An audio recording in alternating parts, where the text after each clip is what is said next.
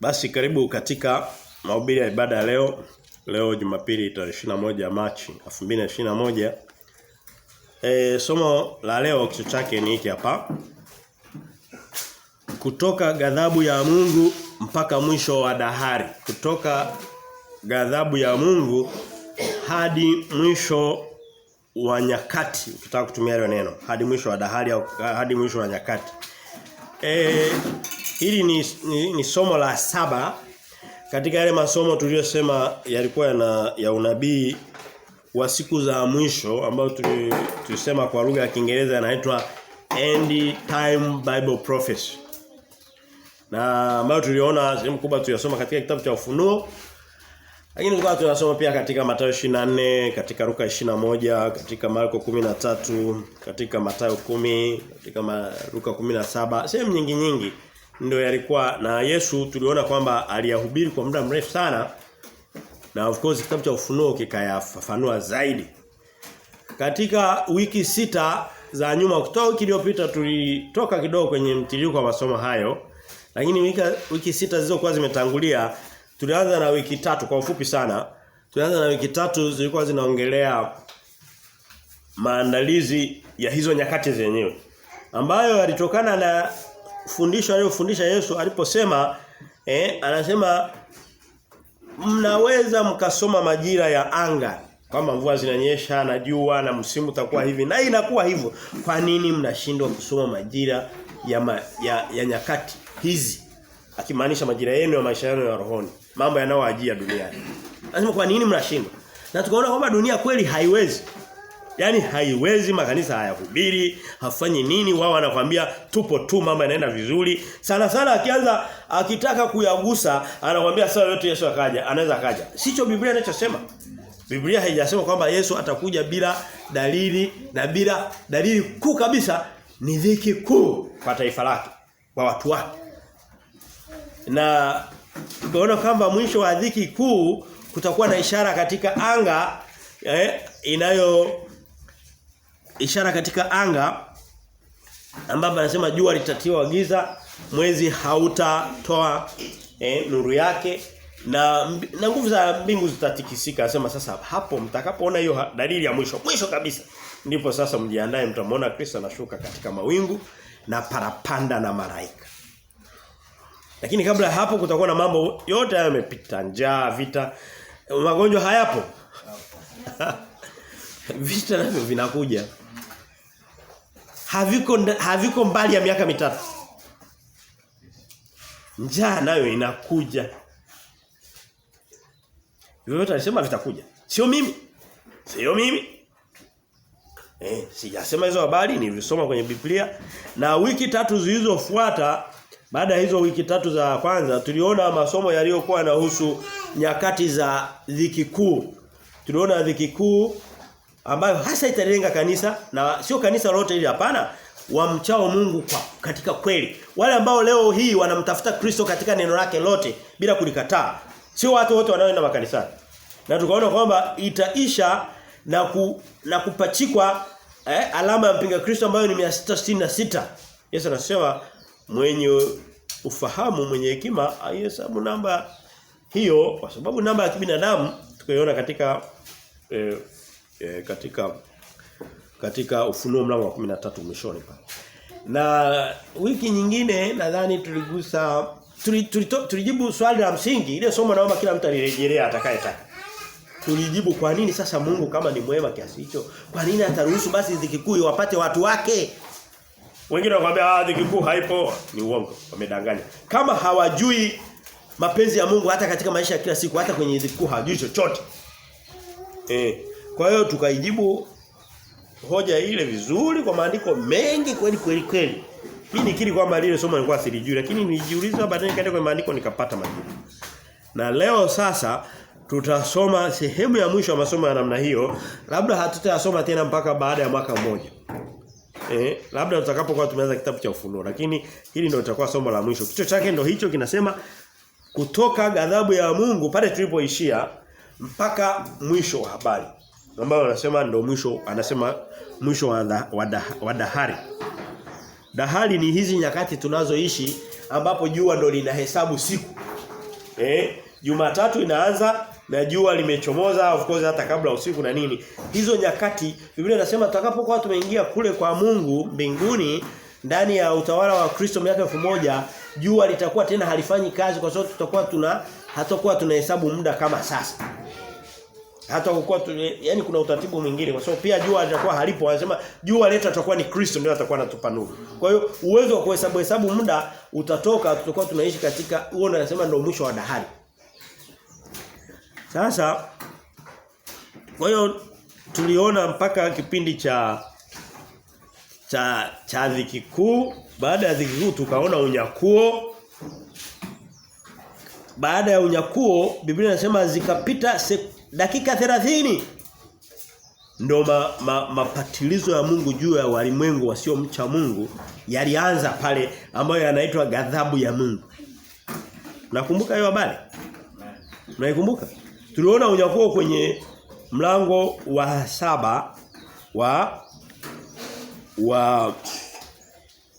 wa kitabu cha Ufunuo. Tuliona unyakuo. Baada ya hapo kwenye mlango wa 8 anasema ikapita nusu saa. Yaani Mungu hakusubiri sana. Nusu saa tu. Nusu saa anasema sasa tukasoma yale mapigo hatukoenda kwa undani sana yale mapigo kwa sababu ni mengi na kimsingi hatuhusu sana, kwa hiyo hatukuona. Sasa tukaona baada ya yale mapigo ya Mungu ni nini sasa? Mambo yataendaje mpaka sasa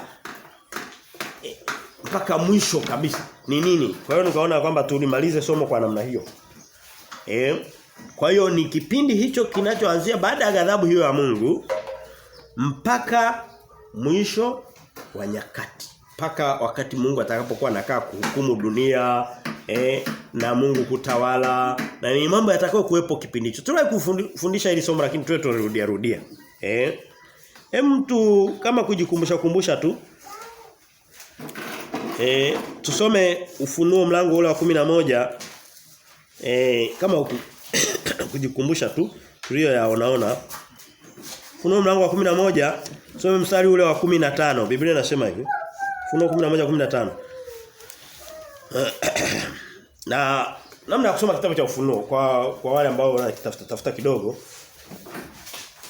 Ufunuo una sura 22. Sura ya kwanza mpaka 11 nusu hiyo.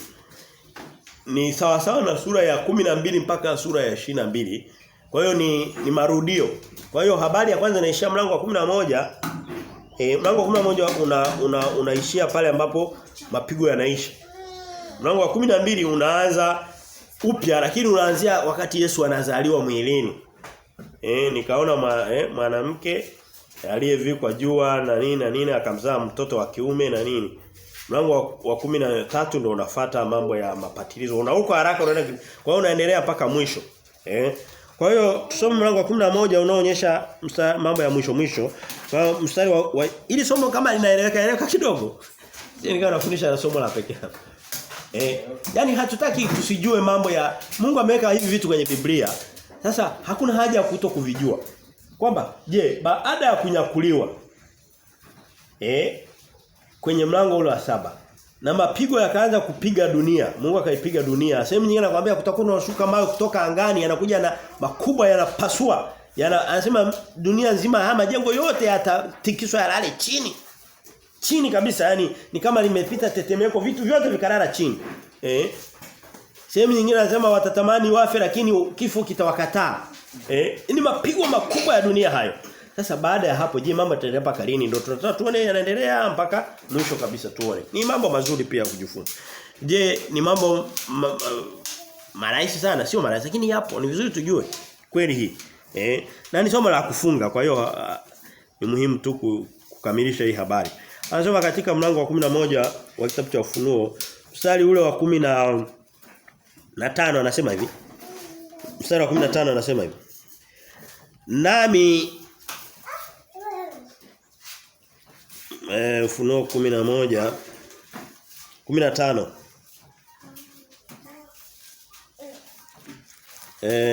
ngoja niangalie vizuri. Ufunuo 11 15. Anasema hivi. Malaika wa 7 akapiga baragumu, pakawa na sauti kuu katika mbingu zikisema, ufalme wa dunia umekwisha kuwa ufalme wa Bwana wetu na wa Kristo wake. Unaona kitu kilichobadilika hapo katikati? Ufalme wa dunia umesha kuwa mali ya nani? Ya Bwana na wa Kristo. Kwa lugha nyingine, kabla ya hapo ulikuwa sio wa Bwana wala sio wa Kristo. Ndio maana yake. Anaendelea, naye atamiliki hata milele na milele. Kwa hiyo mamlaka za dunia zitanyang'anywa kutoka kwa wenye nazo, zitahamishwa, zitakuwa mamlaka ya Kristo na Mungu Baba.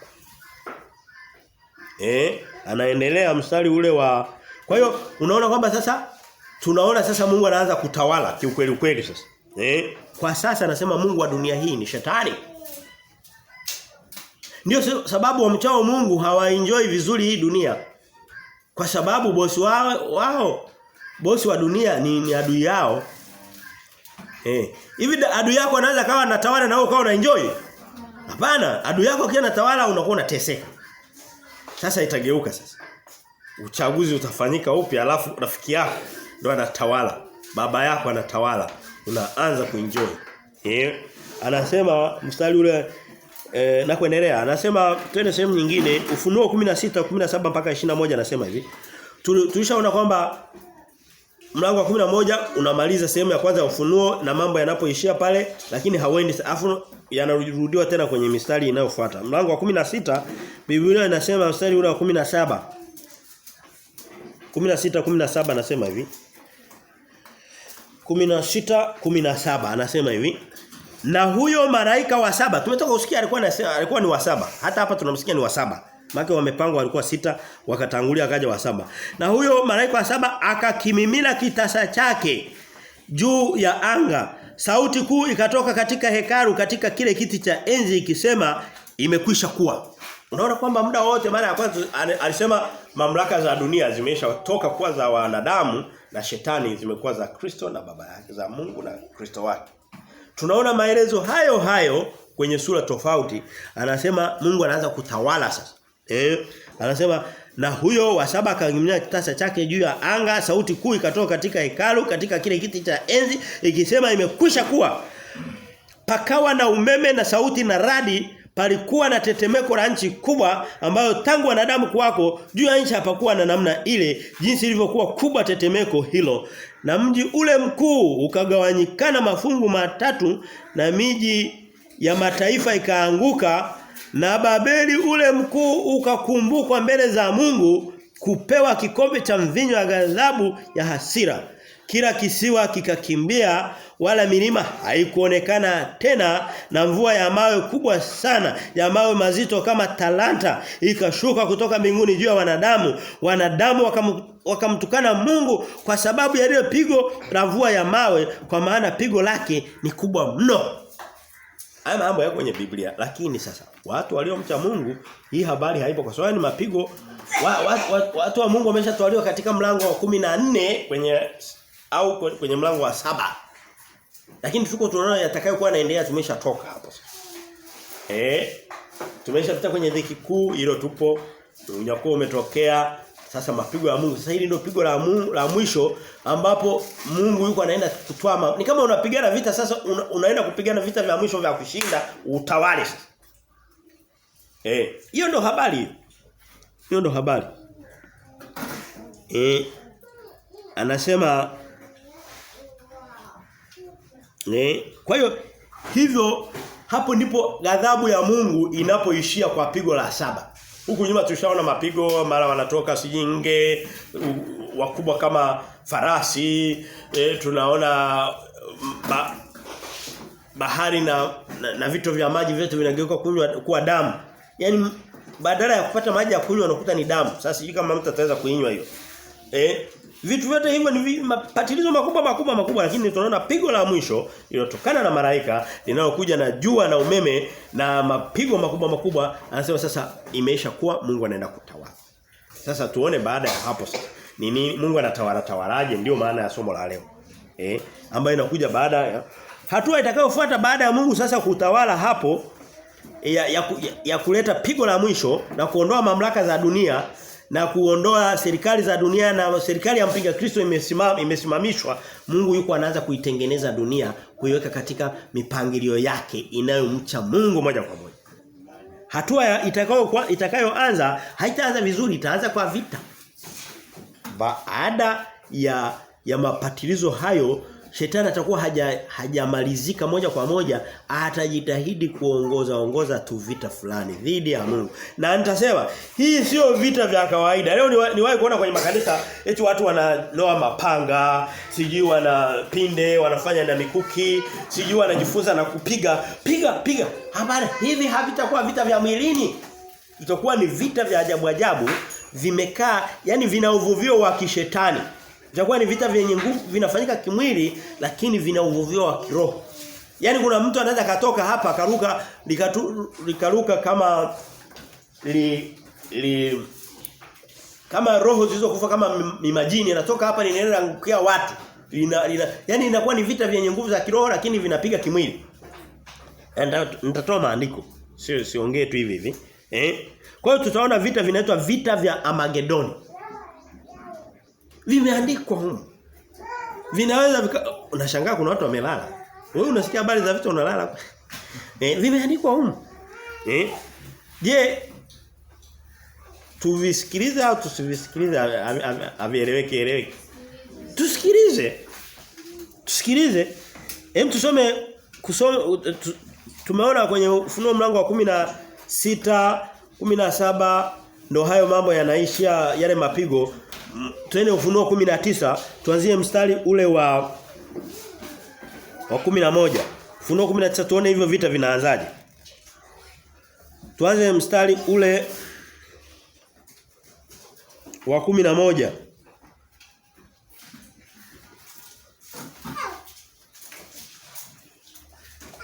Sikuwa na muda wa kurudi nyuma kidogo lakini tuanze mstari wa 11, tutaunganisha tu hoja vizuri. Anasema hivi: kisha nikaziona mbingu zimefunuka, na tazama farasi mweupe, na yeye aliyempanda aitwaye mwaminifu wa kweli, naye kwa haki ahukumu na kufanya vita, na macho yake yalikuwa kama mwali wa moto, na juu ya kichwa chake vilemba vingi, naye ana jina lililoandikwa asilolijua mtu ila yeye mwenyewe, naye amevikwa vazi lililochovya katika damu, na jina lake aitwa Neno la Mungu.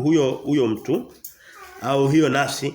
Na majeshi yaliyo mbinguni wakamfuata, wamepanda farasi weupe na kuvikwa kitani nzuri nyeupe safi, na upanga mkali hutoka kinywani mwake ili awapige mataifa kwa huo, naye akawachunga kwa fimbo ya chuma, naye akakanyaga shinikizo la mvinyo wa ghadhabu ya hasira ya Mungu Mwenyezi, naye ana jina limeandikwa katika vazi lake na paji lake, mfalme wa wafalme na Bwana wa mabwana. Huyu ni mtu mzuri. Huyu ni Yesu Kristo. Anakuja mara ya pili. Watu tunasema mara ya pili atakuja kama simba. Mara ya kwanza alikuja kama mwana kondoo. Huyu anakuja na kanyaga. Mavazi yake yametiwa damu. Tuliona katika kitabu cha Isaya.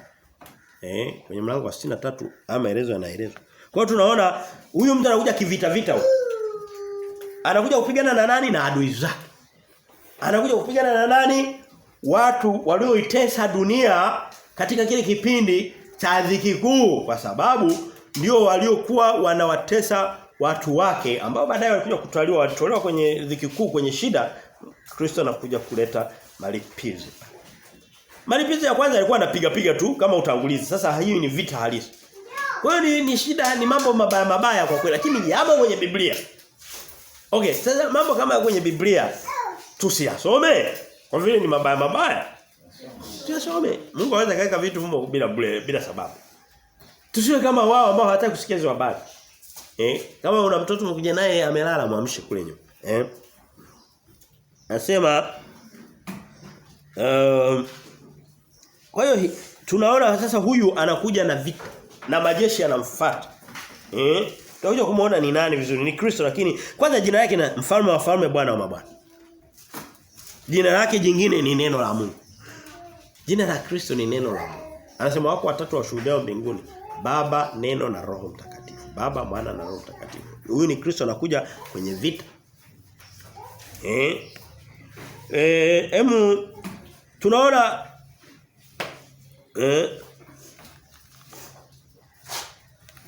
leo hii dunia inajiandaa kwenye vita visivyo vya kawaida. Dunia inajiandaa kwenye vita visivyo vya kawaida na kuhakikishia ndugu zangu. Kuna silaha zisizo za kawaida, linaweza ikatoka lindege, linaenda bila rubani, linatoka hapa linasafiri juu ya bara zima. Ndege lina uwezo wa kupiga kulia na kushoto, likageuza vyote hivyo. Sio vitu vyenye ufahamu wa kibinadamu. Ni vina uvuvio wa nguvu za giza hivyo. Kweli kabisa nakwambia. Hizo silaha ziko duniani. Sio za binadamu. Na zina uvuvio wa shetani akiwa anaipanga dunia akidhani kwamba anaenda kupigana na Kristo, anajiandalia kwa vita vya namna hii. Na ukitaka kujua kwamba vita vya dunia hii vina mambo ya dunia hii mengine unayaona unafikiri ni akili za wanadamu, kumbe wamepewa. Mungu pia huwapa watu wake. Mara nyingi Mungu akifanya kitu na shetani anakiiga, ndio sio? Tuliona mpinga Kristo anajitahidi kuja akiwa amevaa vazi jeupe akiwa anamwiga Yesu ambaye tunamwona anavyokuja kiukweli. Naye anakuja amevaa mavazi meupe, amevaa nini? Tuone kidogo katika kitabu cha Kutoka Mungu alivyokuwa anawapa watu wake ujuzi wamfanyie kazi, na shetani anawapa watu wake ujuzi ili kusudi wamfanyie kazi. Tuone.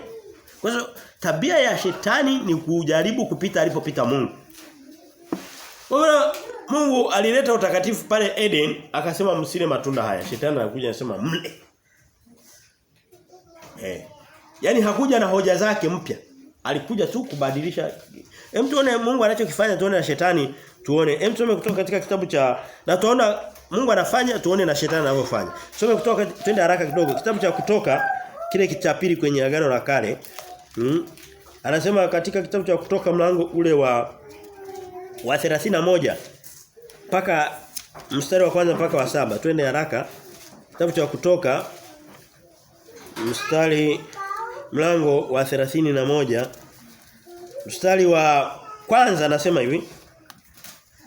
Anasema Bwana kanena na Musa na kumwambia, angalia nimemwita kwa jina lake Bezaleli mwana wa Uri mwana wa Huri wa kabila la Yuda, nami nimemjaza roho ya Mungu katika hekima na maarifa na ujuzi na mambo ya kila kazi ya kila aina, ili abuni kazi za ustadi, kuwa fundi wa dhahabu na wa fedha na wa shaba, na katika vito kwa kutiwa mahali na kuchora miti. Ana maelezo mengi. Kuna mtu anaitwa Bezaleli. Baadaye tutaona kuna mtu mwingine anaitwa Oholiabu. Mungu anawajaza ujuzi na maarifa kumfanyia kazi. Amina. Waweze kufanya kazi. Huyu mtu ukimwona anafanya kazi utafikiri ni ujuzi amejitengenezea. Kumbe ni Mungu alikuwa amemfundisha. Anafanya kitu ukiangalia unaona kwamba sio cha binadamu. Tusome katika kitabu cha Wakorintho wa kwanza tuone Mungu anavyofanya kazi. Kwa mfano kuna mtu anaweza katoka hapo kwa kuta labda anajua labda kuhubiri. Ukafikiri amejiwezesha yeye mwenyewe amesomea. Hapana. Mungu anakuwa amemjaza. Kwa kuta anajua kuimba. Kwa kuta mtu mwingine anajua kuongea kwa hekima kiasi kwamba kila neno analoongea limenyooka. Ukafikiri Mungu anakuwa amempa, zinaitwa karama. Mungu anawajaza karama. Okay, tusome katika kitabu cha Wakorintho wa kwanza mlango wa 12 sehemu moja tu. Hata Warumi ipo lakini tusome Wakorintho wa kwanza 12 sehemu moja tu. Tusome mstari wa 8. Anasema hivi: maana mtu mmoja kwa roho apewa neno la hekima, na mwingine neno la maarifa apendavyo roho yeye yule, mwingine imani. Mstari wa 9, katika roho yeye yule, na mwingine karama ya kuponya katika roho yule mmoja, na mwingine matendo ya miujiza. Anasema kuna vitu tunapewa na Mungu maalum kwa ajili ya kazi yake. Vingine ni vitu tu vya ufundi na ujuzi wa kufanya mambo ya Mungu. Na vingine ni matendo ya kiroho. Kwa hiyo ni vipawa Mungu anavitoa. Tuangalie sasa, shetani naye anaenda naiga hivyo vitu kwa ajili ya maandalizi ya vita kama hivi. Tusome katika Ufunuo mlango wa 13. Ufunuo 13 mstari ule wa 14. Funuo 13 14 15 anasema hivi. Funuo 13 14 15 anasema hivi. Funuo 13 mstari wa 14 na 15 anasema. Naye awakosesha wale wakao juu ya nchi kwa ishara zile alizopewa kuzifanya mbele ya huyo mnyama, akiwaambia wakao juu ya nchi kumfanyia sanamu yule mnyama aliyekuwa na jeraha la upanga, naye akaishi. Sikiliza, huyo mtu kapewa. Sikiliza, anasema akapewa, naye akawakosesha wakao juu ya nchi kwa ishara alizopewa. Hizi ishara hakuwa amejipa yeye, alipewa. Na unasema ni nani? Huyu ni manabii wa uongo wanaofanya kazi ili kusudi watu waende kwa mpinga Kristo wakifikiri ndio Kristo. Yaani anayekaa pembeni anachezesha ile game ni shetani. Biblia inasema ni joka. Linamuinua mnyama wa kwanza. Anaenda na watu wanamwabudu na nini? Wakionekana sio watu walio tayari kwa kudanganywa, anamleta nabii wa uongo afanye ishara, wadhani kweli ni Mungu anafanya kazi. Kwa hiyo hawa watu wanafanya vitu kimwili lakini vina uvuvio wa kishetani, wa kiroho, roho ya mashetani ndio inafanya hiyo kazi. Kwa hiyo tunaona hivi vita vya Magedoni vitakuwa sio vile vita vya kawaida kwamba kabisa mtu anaenda mbele kama askari anapigana na mtutu. Hapana, vitakuwa vinatumia nguvu, vitakuwa vinapigana kimwili lakini vina uvuvio wa kishetani. Tusome mstari wa 15 tulipoishia pale. Anasema akapewa. Huyu mtu amepewa. Sikiliza hicho kifanya. Huyu ni mnyama wa pili. Akapewa kutia pumzi katika ile sanamu ya mnyama, hata ile sanamu ya mnyama inene, na kuwafanya hao wote wasioisujudu sanamu ya mnyama wauawe. Hapa ni bado kipindi cha dhiki kuu. Unaona kwamba huyu mtu hivi vitu vinafanyika utafikiri ni watu wameamua, kumbe wamepewa. Leo hii kuna mtu anaitwa Bill Gates. Amepewa mamlaka, kwanza amepewa utajiri mkubwa sana. Akisema dunia ugonjwa unatokea, unaweza kwanza sio hata daktari. Hata mkuu wa shirika la afya duniani wala sio daktari. Ni Ethiopia mmoja wa hapo. Tena sio Ethiopia, ni Eritrea. Juzi sipopata msiba niliona maneno pale. Anyway, nisiende huko. Kwa hiyo hawa watu wanakuwa wamepewa, wametumwa, wamewezeshwa. Wanachokifanya amepewa. Anasema amepewa uwezo wa kuitia, yani unatengeneza sanamu, baadaye linakuwa na pumzi linaanza kuongea. Wewe mtu usiye na Kristo ukiangalia utaona mbona ni hai anafanya kazi na anapumza na kila kitu, kumbe amepewa. Leo hii kuna maroboti yanafanya kazi, yanatembea kabisa, yanabeba vitu. Unafikiri ni mwanadamu kavitengeneza, kumbe amepewa. Linaweza likaja hapa likatusalimia, likatuhudumia, likaondoka, usijue limeenda wapi. Unafikiri wanakuambia ni sayansi na teknolojia, artificial intelligence. Au wamepewa. Biblia inasema.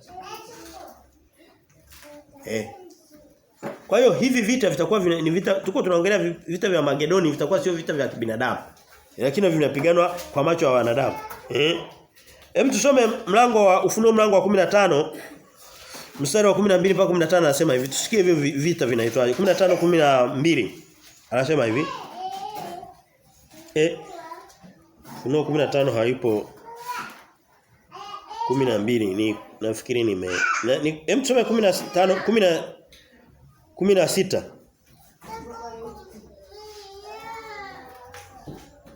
Anasema hivi. Ufunuo 16:12 anasema. Na huyo wa 6 ni nyuma kidogo ya yule wa 7 wale malaika. Turudi nyuma. Mambo yanaenda mbele yanarudi nyuma. Anasema hivi, na huyo wa 6 akakimimina kitasa chake juu ya mto ule mkubwa Frati, maji. Anasema hivi, juu ya mto Frati maji yake yakakauka, ili njia itengenezwe kwa wafalme watokao katika mawio ya jua. Hapo ni mashariki. Nikaona roho 3 za uchafu zilizofanana na vyura zikitoka katika kinywa cha lile joka. Unaona joka anatuma ujumbe sasa. Shughuli inaenda kufanyika hapa. Na katika kinywa cha yule mnyama na katika kinywa cha yule nabii wa uongo, hizo ndizo roho za mashetani zifanyazo ishara. Leo hii ukisikia ishara zinafanyika, ni roho za mashetani. Leo yeye anakuambia unabii wa ishara na miujiza, sijui katabiri kitu gani. Sijui tu leteni mtapata miujiza na ishara zenu, ndio hizo hapa. Zitokazo na kuwaendea wafalme wa ulimwengu wote, kuwakusanya kwa vita ya siku ile kuu ya Mungu Mwenyezi. Anaendelea, anasema tazama anaja upesi kama mwivi, heri aoshaye na kuyatunza mavazi yake, asiende uchi hata watu wakaiona aibu yake. Jamani, hata somo la kutembea uchi Mungu analikataa. Wakawakusanya hata mahali paitwapo kwa Kiebrania Hamagedoni. Hapo ndo vile vita vinaenda kufanyika. Hayo ni mambo baada ya ghadhabu ya Mungu. Sasa shetani naye anajaribu kama kupambana. Lakini anapambana akiwa na wanadamu. Jamani, naomba kitu kingine.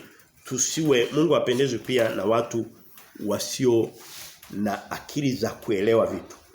Wakristo wa leo ukigusa Biblia katika undani kidogo, yani anaachwa tu anakuwa kama mtoto mdogo. Mungu nacho anasema inabidi tuwe na uwezo pia wa kuelewa. Asomaye na afahamu. Leo hii ukitoka nje ya Mungu anaenda kuwabariki au tumeokolewa kwa neema, ukaenda juu kidogo tu umewaacha wote. Hamagedoni umewatukana, hapana, sisi tusiwe hivyo. Anasema twende sasa, tumeona Hamagedoni vile vita sasa. Hem tusikie twende katika tuko kidogo, tuko kwenye Ufunuo 19 mwanzo turudi kwenye Ufunuo tena 19 sehemu nyingine. Anasema hivi. Ufunuo 19 tuanzie mstari wa 19. Anasema hivi, 19 anasema hivi. Kisha nikamwona huyo mnyama. Simuona mnyama anaandaliwa na wafalme, alafu kuna roho tatu zinaenda kama kuandaa na kuwahadaa. Wao wanafikiri wanaenda kupigana na anaikusanya dunia. Lakini tuangalie ufafanuzi wake. Mstari wa 19, mlango wa 19 Ufunuo anasema, kisha nikamwona huyo mnyama na wafalme wa nchi. Hao watu wapo duniani kama sisi hao. Biblia inatumia wafalme lakini hao ni viongozi wa mamlaka ya dunia. Na majeshi yao. Hapo kuna vita hapo. Wamekutana kufanya vita na yeye aketie juu ya farasi yule. Tulimuona amekuja na farasi mweupe, tena na majeshi yake. Yule mnyama akakamatwa na yule nabii wa uongo pamoja naye, yeye aliyezifanya hizo ishara. Tushaona ishara zimeletwa na roho za vyura. Mbele yake, ambazo kwa hizo aliwadanganya watu wale walioipokea ile chapa ya huyo mnyama. Unaona kwamba hawa watu wapo wameshadanganywa.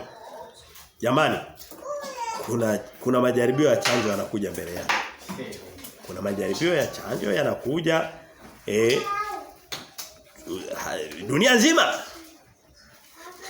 Usidanganyike, tuko katika kipindi ambacho sio kirahisi sana. Kweli kabisa.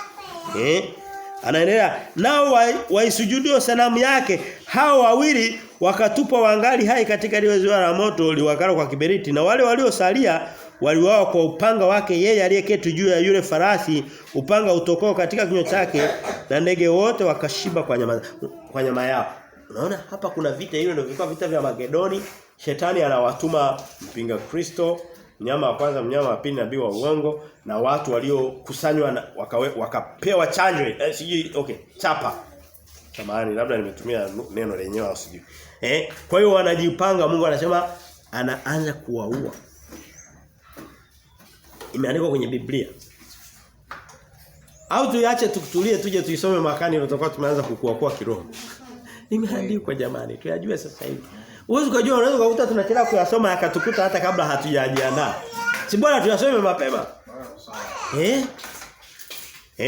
Baada ya hivyo vita tunaona hatua inayofuata, tunaona huyo shetani huyo mpinga Kristo na nini wanatupa katika ziwa la moto. Safari yao inaishia hapo. Imeisha. Tunaona sasa hatua inayofuata inakuja kitu kinaitwa kiti cha hukumu cha Kristo.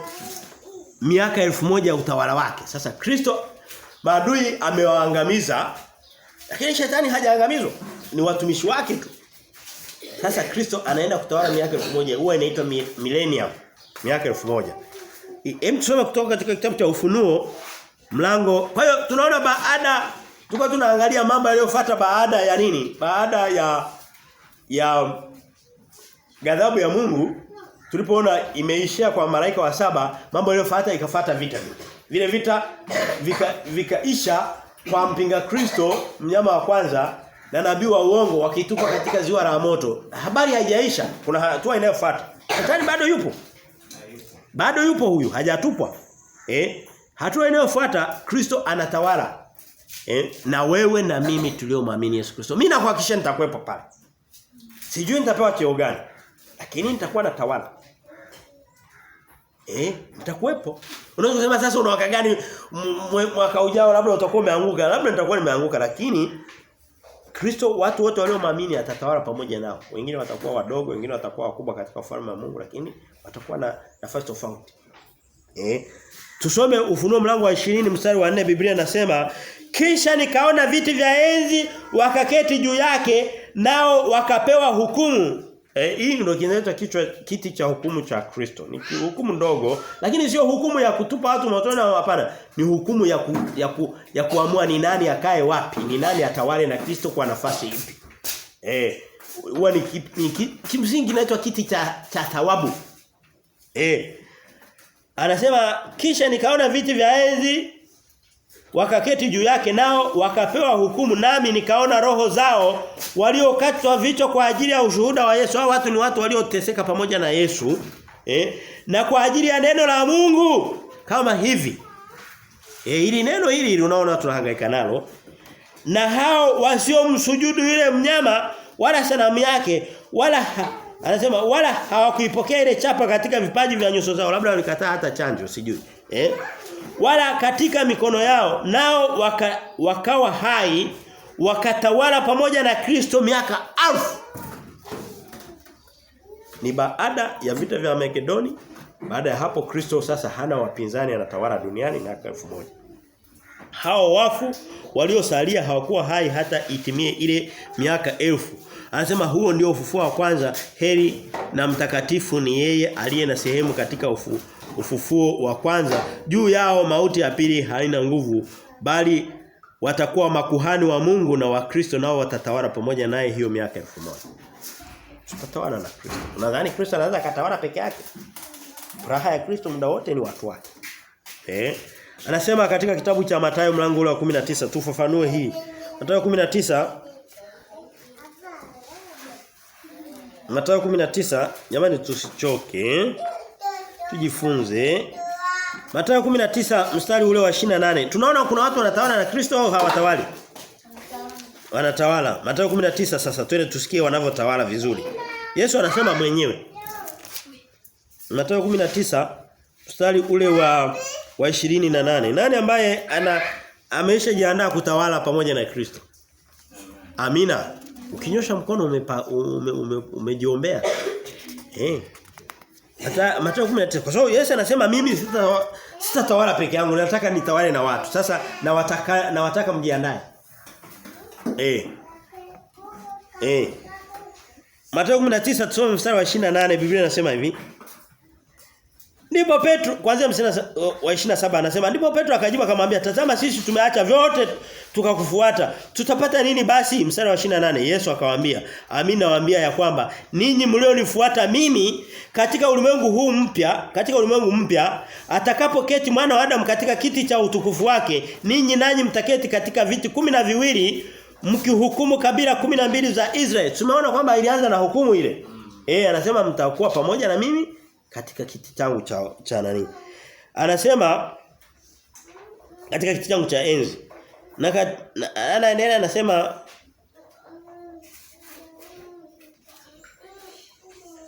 kwa hiyo tunaona hiyo hoja, tunaendelea zaidi lakini tunaona utawala wa Kristo.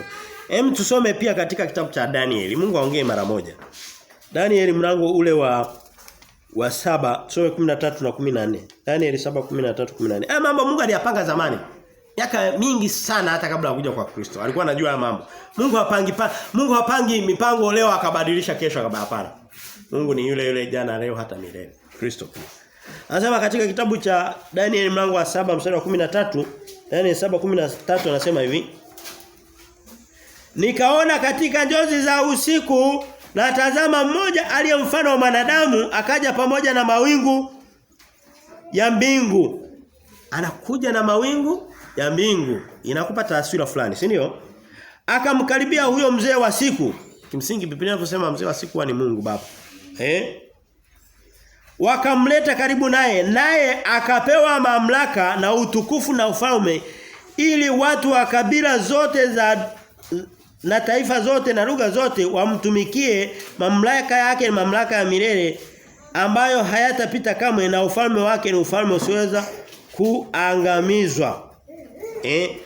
Daniel alikuwa anaona katika taswira, hakuonyeshwa vitu vingi. Lakini tunaona kwamba kuna mtu anakuja katika wingu na yuko pamoja na mzee wa siku ambaye ni Mungu Baba. Kuna utawala pale unafanyika. Baada ya huo utawala wa miaka 1000 wa Yesu Kristo, kutafuata kipindi kingine kinaitwa vita vya Gogu na Magogu. Tushaona vita vya Magedoni. Vita vya Gogu na Magogu. Sasa hivi vita vya pili vitakuwa ni vya shetani mwenyewe. Vya kwanza vilikuwa vya mpinga Kristo, mwanadamu aliyezaliwa. Mpinga Kristo naye atazaliwa na mwanamke kama Kristo alivyozaliwa na mwanamke. Na nabii wa uongo. Anasema hata manabii wapo na wapinga Kristo wapo tayari, lakini atakuja aliyesimama kabisa katika hiyo nafasi. Tusome vita vya Gogu na Magogu. Turudi katika kitabu cha Ufunuo. Hatutakuwa na somo refu sana. Mlango ule wa 20 tusome mstari wa 7. Mlango ule wa 20. Kwa sababu mlango wa 20 mstari wa 4 tuliona Kristo akiwa anatawala miaka 1000 na wateule wake. Nikamwambia nitakuwepo na wengine mliochagua mkasema mtakuwepo. Na sio kwa kusema tu. Hapana. Ni kupata ile tiketi ya kutawala. Unaweza usinyoshe mkono lakini utakuwepo vile vile. Kulipenda jina la Yesu Kristo, kupenda neno lake, unakuwa umejiandikisha katika kile chama cha Kristo. Unapofanya tu kupewa, labda unaweza ukapewa ukuu wa wilaya. Mungu ndicho anachosema, anasema wengine watatawala miji 10, wengine miji 2, wengine miji 20. Anasema kuna mtu atakuwa mdogo kuliko wote katika ufalme wa mbinguni, kuna mwingine atakuwa mkuu kuliko wote kaina Yohana Mbatizaji. Watakuwepo pale. Itakuwa ni siku nzuri sana. Anasema katika kitabu cha Ufunuo mlango wa 20 mstari ule wa 7 Biblia inasema 27 mpaka 10 anasema twende haraka kidogo. Na hiyo miaka 1000 itakapokwisha, tulishaona inatawaliwa na Kristo. Shetani atafunguliwa, kipindi hicho shetani atafungwa kidogo. Kristo hawezi katawala shetani akiwa anaendelea kufanya kazi. Anatoka mji mpaka mji, hapana. Ataleta shida, inabidi atulizwe sehemu. Atafungiwa chini ya nchi huko ndani. Lakini kwa sasa anafanya kazi. Shetani na kufunga, rudi kwenye vita huko shimoni uliko. Shetani anafanya kazi, ndio mfalme wa dunia hii. Anasema na hiyo miaka 1000 itakapokwisha, shetani atafunguliwa atoke kifungoni mwake. Naye atatoka kuwadanganya mataifa walio katika pembe 4 za nchi, Gogu na Magogu. Unasikia hiyo ndio vita hiyo. Kuwakusanya kwa vita ambao hesabu yao ni kama mchanga wa bahari. Hawa watu ni wengi sana. Anawakusanya kwa vita vya Gogu na Magogu. Mstari wa 8. Wa 9 anasema wa 9 wakapanda juu ya upana wa nchi, wakaizingira kambi ya watakatifu, ule mji wa Yesu anaotawala ule. Na mji huo uliopendwa, moto ukashuka kutoka mbinguni ukawala. Na yule ibilisi mwenye kuwadanganya akatupa katika lile ziwa la moto na kiberiti, alimo yule mnyama na yule nabii wa uongo. Wale walioleta vita vya kwanza vile vya Magedoni wakatangulizwa kule, na shetani naye anapelekwa kwenye vita vyake vya pili vya Gogu na Magogu. Wanaenda huko. Anawakuta huko na anasema watakuwa walimo. Ungesema walikotangulia watakuwa wamo. Maana yake watakuwa bado wanaendelea kuungua. Nao watateswa mchana na usiku hata milele na milele. Imeandikwa kwenye Biblia. Je, ni vema kuyasikia haya au ni vema kutoyasikia haya? Je, neno hili linatuudhi? Je, neno hili ni baya? Ni neno zuri. Uwezo kuyasikia sehemu nyingine mara nyingi. anaendelea katika kwa hiyo tunaona hivyo vita vya Gogu na Magogu. Hem tuvisikilize tuvisome sehemu nyingine. Mungu haongei mara moja. Tuvisome Ezekiel aliviona hivi vita zamani vinaitwa Gogu na Magogu. Ezekiel kabla ya kuja kwa Kristo Ezekiel aliviongelea. Of course na Isaya na manabii walisema. Hem tuvisome Ezekiel 38:2 anasema hivi. Ezekiel 38:2 wakati tunatafuta Ezekiel 38:2 naomba nitahadharishe mara nyingi manabii wa kale hawakuonyeshwa vitu kwa ukamilifu kama alivyoviona Yesu. Wakati mwingine walikuwa naona ni mtu tu. Unakuta anaanza ni mtu ni mfalme kama Farao lakini baadaye unakumba alikuwa anamuongelea shetani. Kwa hiyo tunamuona huyu ni Ezekiel 38 tusikie habari zake mtu. Mstari wa pili tutasoma mstari wa pili wa 15 wa 22 anasema hivi. Mstari wa pili anasema hivi. Mwanadamu kaza uso wako umwelekee Gogu wa nchi ya Magogu. Hawa ni watu wawili tofauti. Mkuu wa Roshi, Mesheki na Tubali ukatabiri juu yake. Ezekiel yeye anaonyeshwa Gogu na Magogu lakini anaona ni mwanadamu fulani. Of course. Viumbe hivi. So mstari wa 15 anasema hivi. Mstari wa 15 anasema hivi.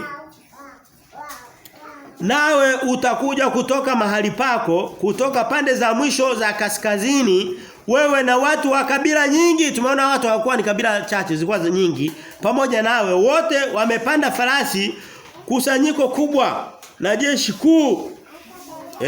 Unaona hili ndio jeshi, tumeona ni jeshi la Gogu na ni la watu wengi na linatokea kaskazini. Haya mataifa kaskazini yana jumuiya ya vita inaitwa NATO, North Atlantic Treaty Organization.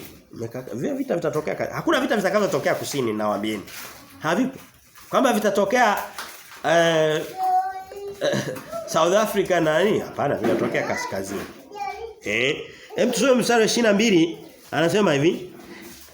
Mstari wa 22 wa kitabu hiki anasema nami nitamhukumu kwa tauni na kwa damu, nami nitanyesha mvua ifurikayo na mvua ya mawe makubwa sana na moto na kiberiti juu yake na vikosi vyake na watu wa kabila nyingi walio pamoja naye. Tunaona kama ni habari ile. Tunaona ni Gogu na Magogu, tunaona ni watu waliojikusanya wingi wake na tunaona Mungu anawapiga kwa vitu tu. Baada sasa ya shetani kutupa katika ziwa la moto akawakuta wale, hatua itakayofuata ni kitu kinaitwa kiti cha hukumu cha Mungu Baba. Baba sasa anaenda kuhukumu dunia. Maadui wake wameondoka, yuko na dili sasa na watu walio danganywa naye huyo adui. Ufunuo mlango ule, turudi katika kitabu cha Ufunuo. Tuko tunaelekea kufunga leo, tutakaa sana. Ufunuo mlango wa 20 tulikuwa tumeisha Ufunuo mlango wa 20 mstari wa 7. Twende mbele kidogo. Ufunuo mlango wa 20 mstari wa 11 anasema hivi. Ufunuo mlango wa 20 mstari ule wa 11 Biblia inasema 20:11 anasema hivi.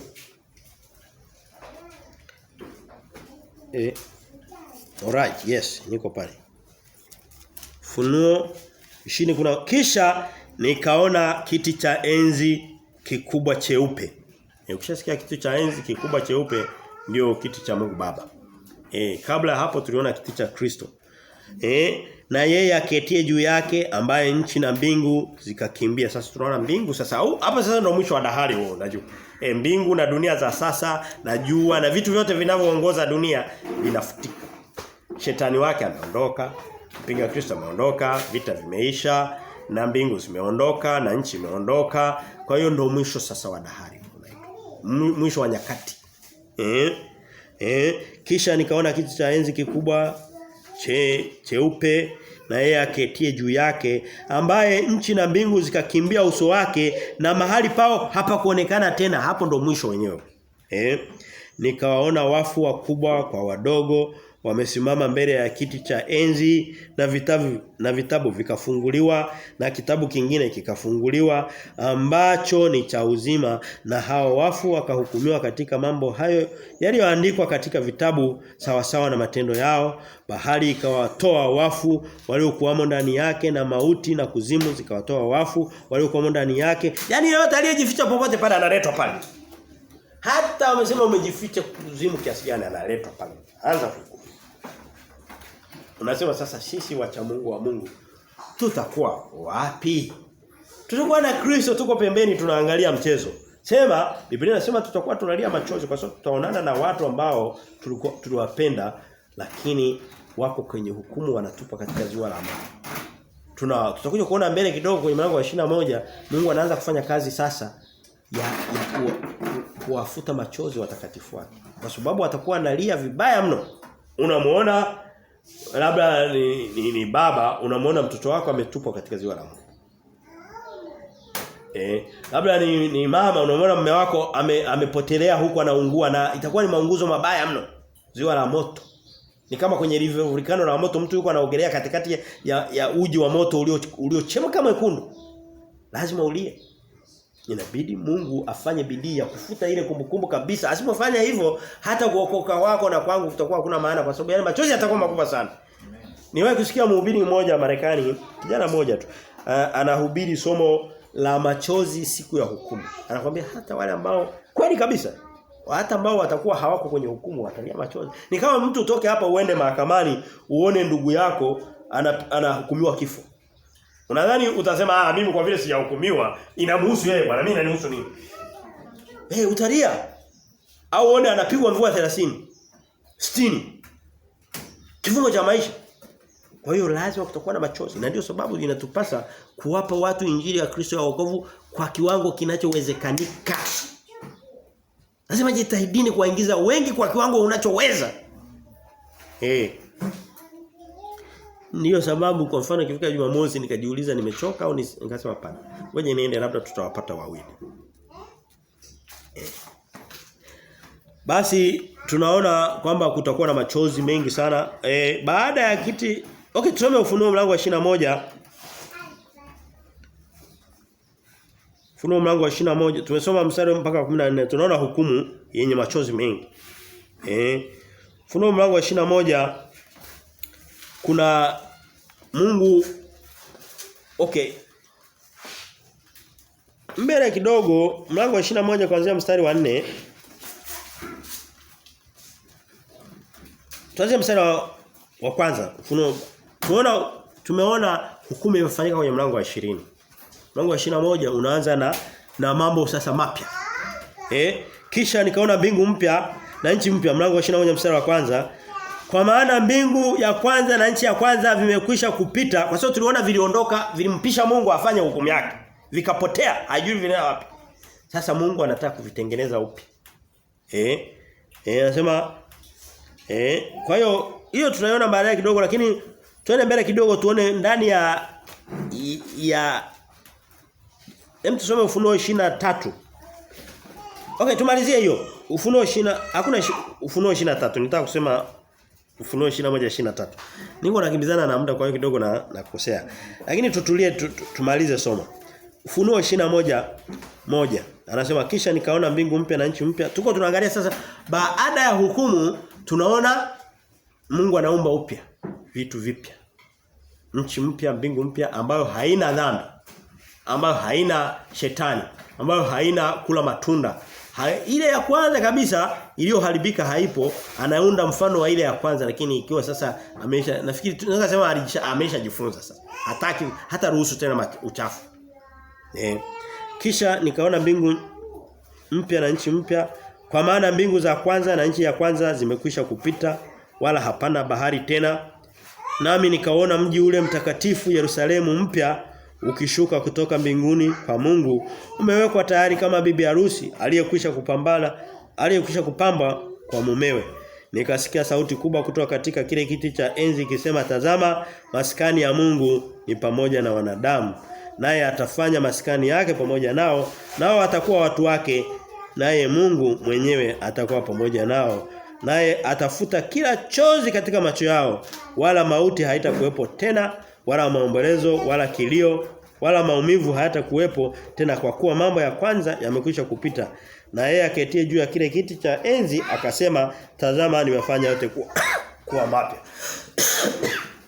Kwa hiyo tunaona kwamba mambo yaliyoendelea baada ya vile vita vya nyuma mpaka mambo mapya, mwisho mpya na nchi mpya, mbingu mpya na nini, ndio tunaita mambo mwisho wa nyakati.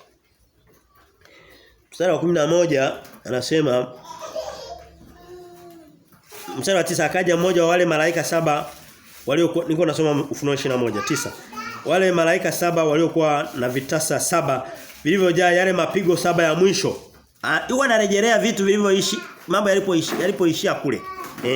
Naye akanena nami akisema, njoo huku nami nitakuonyesha yule bibi harusi, mke wa mwana kondoo.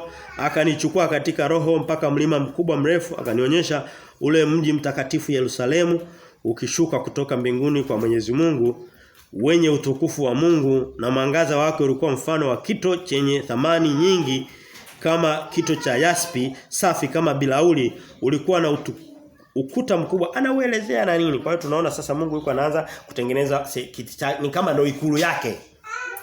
Lazima Mungu atawale kutokea kwenye kiti cha Daudi Yerusalemu. Lakini Yerusalemu mpya hii ni ya mbinguni, hii ya kwanza imeshaunguzwa. Anaendelea. Tusome mistari miwili ya kufungia. Some Petro wa pili.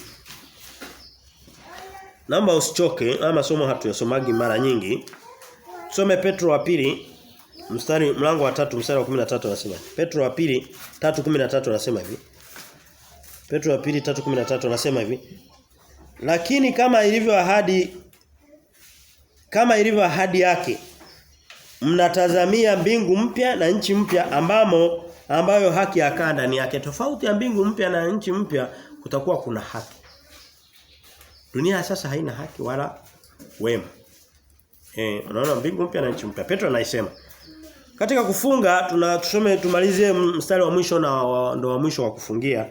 Isaya mlango wa 65, Biblia inasema, Isaya 65 mstari wa 17 mpaka wa 19 anasema hivi.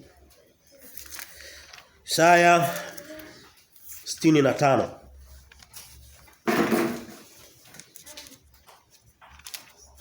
mstari wa 19. 17 nasema hivi.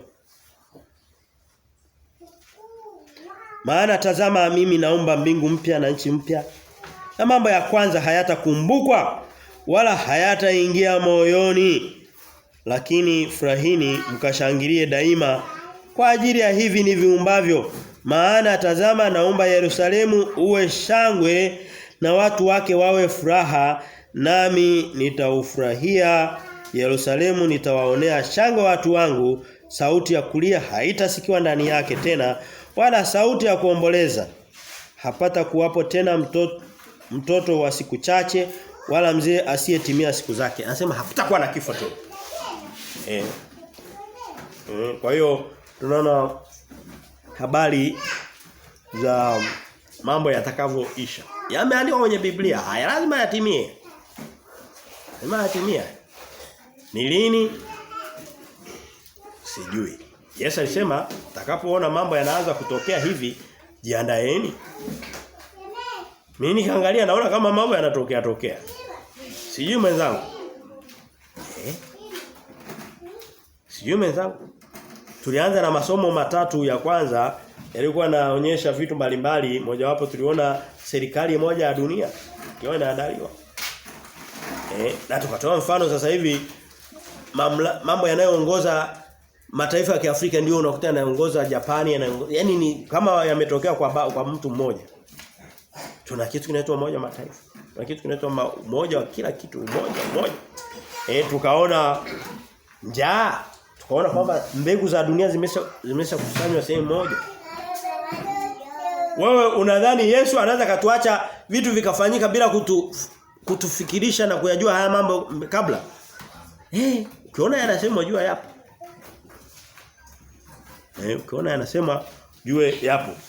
Basi kwa leo tutakuwa tumemaliza yale masomo yetu 7 tuliyosema yatakuwepo. Baada ya hapa tutaendelea masomo tu ya kawaida. ya kawaida, lakini sasa nafikiri tunaelewa. Tuanze kuishi kama vile mbele yetu kuna vitu vinakuja. Tusidanganywe kirahisi. Tumtumainie Mungu wetu. Tusome maneno ya Mungu tujue, tufungue macho. Yesu alisema ninawashangaa sana mnajifanya mnajua kutafakari mwaka huu sijui kutakuwa na kiangazi, ninyi hamuwezi kutafakari mambo yanayokuja mbele yenu. Nawashangaa, badala yake muweke nguvu sana kwenye haya mambo yanayokuja mbele yenu. Basi tuishie hapa, tumshukuru Mungu. Baba mbinguni, tunakushukuru kwa neema na fadhili zako. Asante kwa neno la leo. Asante kwa masomo haya unabii wa kibiblia. Kwa Mungu wa mbinguni, kwa tupe kuyafahamu haya na kutuongoza katika adha na tabu zinazokuja. Mungu atuponye na magonjwa haya, atuponye na vita hivyo, tulinde na dhidi ya njaa hizo. Kristo ulisema mwenyewe ukasema hata unywele mmoja wenu hautapotea. Mungu wale uliowaridhia basi uwe macho ili kusudi unywele hata mmoja usipotee sawa sawa na neno lako. Hapo tunakushukuru, tukusanye tena wakati mwingine na tupe vipindi vyema viko mbele yetu, walinde watoto wetu, tulinde dhidi ya magonjwa na shida zote zinazoangalia dunia hii. Pia ututie moyo katika maombolezo haya. Mungu tunakushukuru katika jina la Mungu Baba, Mwana na Roho Mtakatifu. Amini yote na kupokea. Amen.